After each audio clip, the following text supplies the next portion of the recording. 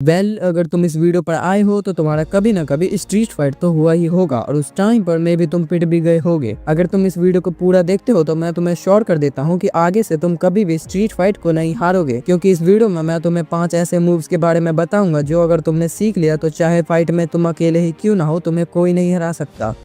पहले ये समझो कि तुम्हें ये मूव सिर्फ और सिर्फ स्ट्रीट फाइट के लिए नहीं सीखना। लेट्स सपोज तुम अपनी गर्लफ्रेंड के साथ कहीं बाहर हो और कुछ लोग तुम्हारी गर्लफ्रेंड को परेशान करे, देन तुम क्या करोगे? ऑफ कोर्स तुम कुछ नहीं कर पाओगे क्योंकि तुमने कभी फाइट करना सीखा ही नहीं। उस केस में तुम्हारे पास 2 सिचुएशन बचती है, या तो तुम उनसे लड़ते लड़ते पिटोगे या फिर तुम भाग जाओगे। और इन दोनों केस में तुम्हारे साथ होगा ये कि तुम अपनी रिस्पेक्ट तो खो दोगे ही, साथ में तुम अपनी गर्लफ्रेंड की भी रिस्पेक्ट खो दोगे और इन दैट केस वो तुम्हें छोड़कर भी जा सकती है। और ये सेम सिचुएशंस तुम्हारी सिस्टर के साथ भी हो सकती है, तुम्हारी मम्मी के साथ भी हो सकती है। अब जब तुम रेडी हो इन मूव्स को सीखने के लिए तो इस वीडियो को जरा ध्यान से देखना।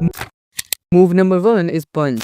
पंच एक बहुत ही इजी एंड इफेक्टिव मूव्स है अगर तुम इसे सही से करते हो तो। तुम्हें पंच ऐसे नहीं करना जैसे तुम यूएफसी में देखती हो, क्योंकि वो एक रिंग फाइट है और यहाँ पर तुम स्ट्रीट फाइट में होगे। तुम्हें पंच अपने ओपोनेंट की हमेशा सेंसिटिव जगह पर मारना है, लाइक चेस्ट एंड जॉ, क्योंकि अगर तुम ऐसी जगह पर मारते हो तो तुम्हारे ओपोनेंट को बहुत डैमेज होगा और मे बी वो एक ही पंच में नॉकआउट हो जाएगा। तुम्हें एक बात याद रखना है कि इस पंच को परफॉर्म करते टाइम तुम अपने हाथ को पीछे मत ले जाना और अपना पूरा पोटेंशियल और पावर लगाने की कोशिश मत करना, क्योंकि अगर तुमने ऐसा किया तो मे बी तुम्हारा ओपोनेंट तुम्हारा रिएक्शन देखकर तुम पर फर्स्ट अटैक कर सकता है, और अगर वो एक से ज्यादा हुए तो तुम भी जानते हो तुम्हारे साथ क्या होगा। अब तुम बोलोगे कि अगर हमने अपना पूरा पोटेंशियल नहीं लगाया तो उसको डैमेज कैसे पहुंचेगा, तो चलो मैं बताता हूँ। तो फर्स्ट अपनी बॉडी को बहुत काम रखना और ढीला रखना, और जैसे ही मौका मिले सीधा पंच कर देना। और हमेशा याद रखना ये चीज तुम्हें बहुत ही क्विकली करना होगा, पर अगर तुम्हारे पंच में दम नहीं होगा तो तुम्हारे ओपोनेंट को डैमेज भी नहीं होगा। और अब जब तुमने फर्स्ट अटैक किया है तो तुम जानते हो कि तुम्हारे साथ क्या होगा, इसीलिए तुम्हें इस पंच की प्रैक्टिस करनी होगी, जिसके लिए तुम एक टब में राइस को भर सकते हो और उस पर धीरे धीरे पंच कर सकते हो और बाद में जाकर अपने मूवमेंट को फास्ट कर सकते हो। फिर जब लगे कि मेरा पंच अब काफी मजबूत हो चुका है तो तुम इसे वॉल पर ले जाना और वॉल पर प्रैक्टिस करना, पर ध्यान रखना अपने हाथों को मत तोड़ लेना। Move number 2 back spinning elbow strike. ये थोड़ा एडवांस मूव है। फॉर एग्जाम्पल तुम्हारे ओपोनेंट तुम पर अटैक करता है और तुम उसे डिफेंड कर लेते हो। डिफेंड करने के बाद अपने बॉडी को पूरा रोटेट करके एक एल्बो स्ट्राइक तुम उसके जॉ या उसके बैक हेड पर मार सकते हो। याद रखना ये स्ट्राइक भी बहुत पावरफुल है और इफेक्टिव भी है। इसकी मदद से तुम्हारा ओपोनेंट एक ही मूव में नॉकआउट हो जाएगा। ओवरऑल अगर तुम अपनी बॉडी को रोटेट करके मारते हो तो ऑफ कोर्स इसमें बहुत पोटेंशियल होगा। ऑफ कोर्स इसके लिए भी तुम्हें प्रैक्टिस करना होगा, क्योंकि बिना प्रैक्टिस के तुम इसे परफॉर्म ही नहीं कर सकते। पर इस मूव के लिए तुम्हें स्ट्रेचिंग की भी जरूरत पड़ेगी। ओवरऑल तुम्हारी पूरी बॉडी अच्छे से स्ट्रेच रहनी चाहिए, तभी तुम इस मूव को अच्छे से परफॉर्म कर पाओगे। मूव नंबर 3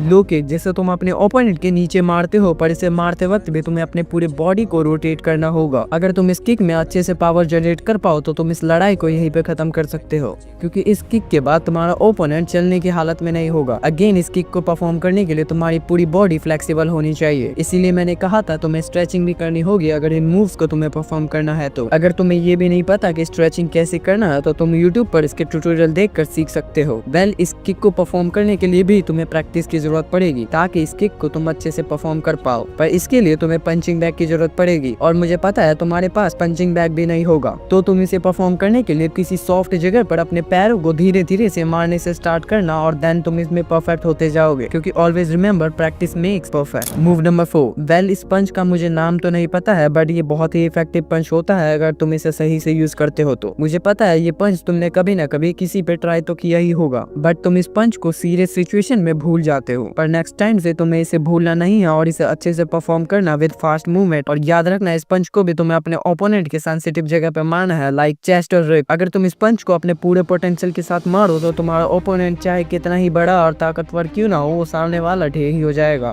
इस पंच को तुम प्रैक्टिस तो नहीं कर सकते, क्योंकि अगर तुमने ऐसा करने की कोशिश किया तो तुम अपने मिडिल फिंगर को डैमेज कर दोगे। अगर तुमने फर्स्ट मूव को अच्छे से परफॉर्म किया होगा जो मैंने तुम्हें बताया है, तो तुम इस पंच को भी अच्छे से परफॉर्म कर लोगे। Move number 5 and most important. इस वीडियो में मैंने तुम्हें मूव्स के बारे में बता तो दिया, पर अगर तुमने ये नहीं जाना जो मैं तुम्हें आगे बताने वाला हूँ तो इन 5 मूव्स का कोई भी फायदा नहीं होगा। चलो मैं ये तुम्हें अपनी लाइफ के रियल स्ट्रीट फाइट के एग्जांपल से बताता हूँ। एक बार की बात है जब मैं और मेरा एक और दोस्त स्कूल से आ रहे थे, तो होता ये है कि सडनली 4 बच्चे पीछे से आकर मेरे कॉलर को पकड़ लेते हैं। उस टाइम पर मैं पूरा सरप्राइज था कि ये चीज मेरे साथ क्यों हो रही है, जबकि मेरी वहाँ पे कोई गलती भी नहीं थी। पर अब जो मैं बताने वाला हूँ उसे तुम ध्यान से सुनना। इस सिचुएशन में मैं बिल्कुल भी नहीं डरा था, क्योंकि मुझे खुद पर कॉन्फिडेंस था और मैं इन 5 मूव्स को प्रैक्टिस करता रहता था। अब मैं देख पा रहा था कि उनके उनके इंटेंशन मुझे मारने के थे, क्योंकि उन्होंने अपनी रिस्ट को पहले ही टाइट कर लिया था। तो होता यह है कि उनके मारने से पहले ही मैं उन पर अटैक कर देता हूँ, और जैसे ही मैं अपने 2 ओपोनेंट को डाउन करता हूँ तो मुझे वहाँ से भागने का रास्ता दिखता है और मैं वहाँ से एस्केप कर जाता हूँ। अब कुछ लोग बोलेंगे कि अगर तुम उन चारों को मार सकते थे तो वहाँ से एस्केप क्यों किया? तो इस बात को जरा ध्यान से समझो। अगर गलती से उन्होंने मुझे घेर लिया होता या कड़ा वगैरह से मुझ पर अटैक कर दिया होता, और अगर गलती से वो कड़ा कहीं सेंसिटिव जगह पर लग जाता, तो बस एक नॉर्मल से स्ट्रीट फाइट की वजह से मैं अपना पूरा फ्यूचर बर्बाद कर लेता। इन बातों से मैं तुम्हें बस ये समझाना चाहता हूँ कि कभी भी स्ट्रीट फाइट के दौरान डरना नहीं है और मौका मिलते ही वहाँ से एस्केप कर जाना है, क्योंकि मेरे दोस्त कभी भी फाइट करने से किसी का भी भला नहीं होता। और याद रखना, इन सभी मूव्स को तभी यूज करना जब तुम्हें लगे कि सामने वाले का इंटेंशन मुझे मारने का ही है। तुम्हें कभी भी फर्स्ट अटैक नहीं करना है, पर अगर तुम्हें पता लग जाता है कि वो सामने वाला तुम्हें मार कर ही रहेगा, पहले वो कुछ करे उससे पहले तुम्हें उस पर अटैक करके वहाँ से एस्केप कर जाना है, और जितना हो सकता है फाइट्स को अवॉइड करने की कोशिश करना। अब कुछ लोग बोलेंगे कि भाई तूने तो 5वां मूव बताया ही नहीं। तो वेल चलो मैं बताता हूँ। तो मैं उन्हें बताना चाहता हूँ कि यही था 5वां मूव। अगर तुम स्ट्रीट फाइट को वर्बली सॉल्व कर लेते हो तो तुम्हारे लिए बहुत अच्छा होगा, और फिर तुम्हें कोई से भी मूव्स को परफॉर्म करने की जरूरत नहीं होगी, और इसीलिए मैंने मूव नंबर 5 पर ये पॉइंट रखा। होप अगर तुम लोग समझदार हो तो तुम समझ गए होगे। वेल चलो इस वीडियो को हम यहाँ पे एंड करते हैं। अगर ये वीडियो तुम्हें पसंद आया तो अपने एक दोस्त के साथ शेयर जरूर करना जिसे इस वीडियो की सख्त जरूरत है।